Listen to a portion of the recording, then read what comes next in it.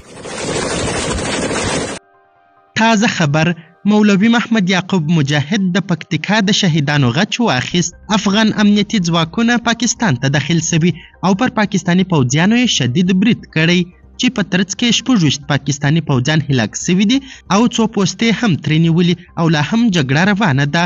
دا چې یاد برید څنګه او ولې سوی په اړه اسلامي امارت او پاکستان څه ویلي، بشپړ حال را سره هم د غروانه ویډیو کې کتلی سي.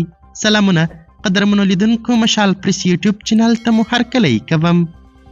د ملي دفاع وزارت سرچینو ویلي خوست او پکتیا ولایتونو کې د ډیورنډ فرض کرښې ته څیرمه د افغانستان اسلامي امارت ځواکونو او پاکستاني ملیشو ترمنځ نښته کې تر دې مهاله 20 پاکستاني پوځیان وژل سوي دي او 6 نور ټپیان دي.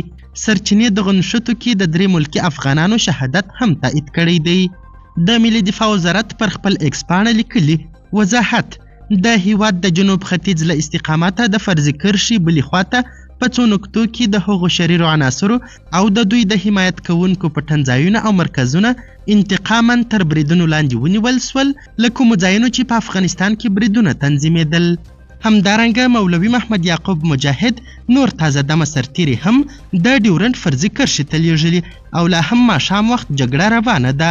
تازه پر تازه سرتیري د ډیورنډ فرضي کرښې ته رسیږي. پاکستاني اړخ هم خپل پوځیان د ډیورنډ فرضي کرښې ته رالیږي. بلخوا د پاکستان حکومت او ادارې TTP او د افغانستان د اسلامي امارت ځواکونو ته خوارج وایي. پاکستاني لوري ویلي په ځوابي بریدونو کې افغان لوري پولیس 6 پوستې خوشي کړي او مرګ ژوبله هم ور اوښتې ده. پاکستاني ځواکونو ویلي چې په دې پیښه کې د دوی 3 امنیتي سرتیري هم ټپیان سوي دي.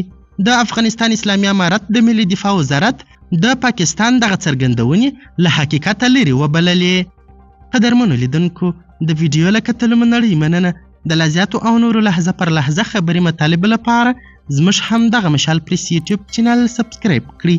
تر بیا او بلې ویډیو ښه وخت ښې چارې د الله په امان.